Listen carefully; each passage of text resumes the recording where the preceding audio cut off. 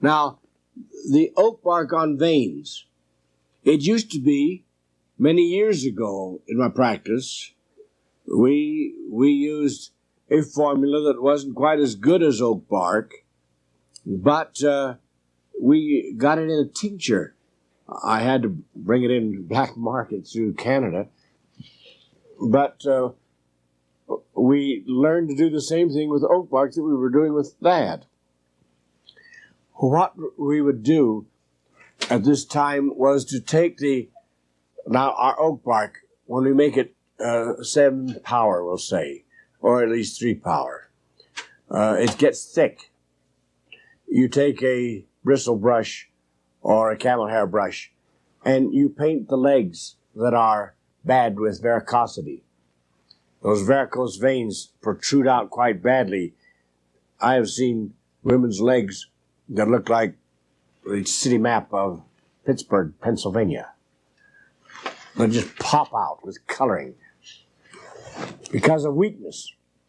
Now, what we used to do was paint the legs or the areas needed, and then 12 coats later, we would let each one dry and put another coat, paint another coat on, until it would look like shellac. And then we put a soft cast on.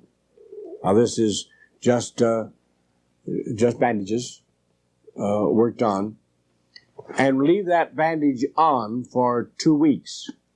And in 2 weeks, that bandage would be taken off, and instead of having that shellac dark paint on there from the oak bark like we had, it's all gone, and the bandages are white.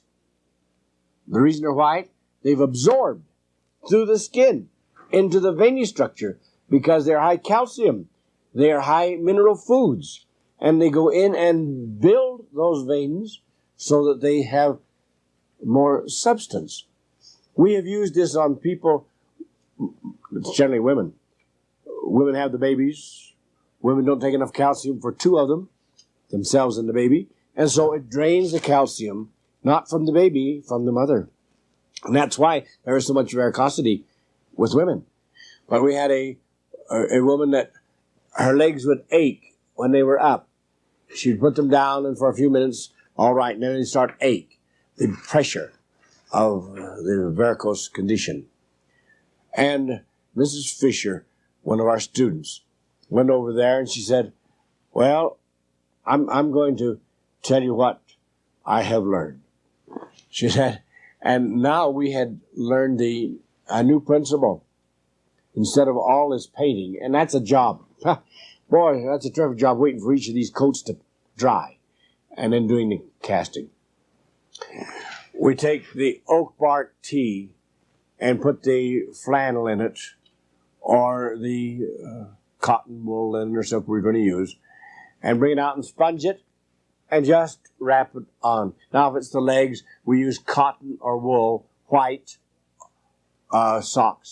stockings, and we soak those and pull them on, and then just pull a plastic bag over them and leave them on all night. But we have taken, now this Mrs. Fisher took the lady who had been suffering, had been walking the floor for many, many months, and then would lie down for a few minutes, then get back up and walk, and then lie down with so much pain. She put it on her the first night. The woman slept all night. And they bathed her legs each night or put the fomentation on. And finally, she had no more pressure. And the coloring lightened 20% within the first few weeks. Now, this is a blessing within itself, of course, because we have the desire to have better looking legs.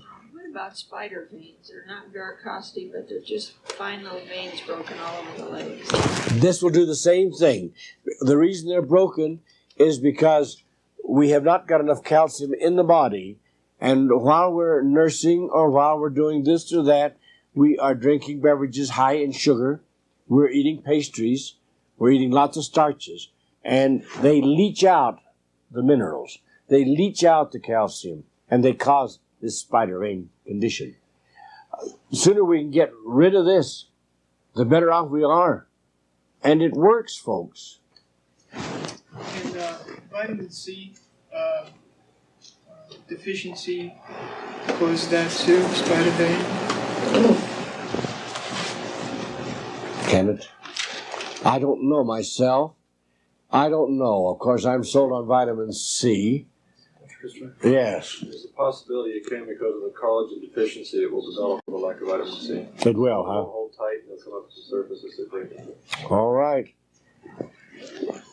There's another question back in here someplace. Yes. Can they leave these fomentations on during the day also if they want to, or is it better just to space? You can do it during the day, but we advise giving equal time. Letting the air get to it a little better. But we have had some cases of phlebitis, advanced conditions, where we've kept it on 24 hours a day, just having it off long enough, a little space in between for them. We also give red raspberry in cases of varicose veins. It seems to help that also. Red raspberry should be used, of course, with every pregnant woman, and this cuts down there, but it should be used nevertheless. These are even non-pregnant. Yes, I know. Find it's very, very good. We'll be coming into red raspberry. In fact, in this, in this very section, but it's precious. Oak. There is something that we should never be without, having plenty of it around our place. Have it stored up. Yes. What about in cases of varicose veins where you use the oak bark fomentations, where you have severe itching? Is there anything that can be done to alleviate the itching? Yes, the itching is toxic conditions coming to the surface. Try apple cider vinegar before putting the fomentation on, or castor oil massage before putting it on. This oftentimes will take care of that itching. Here we've got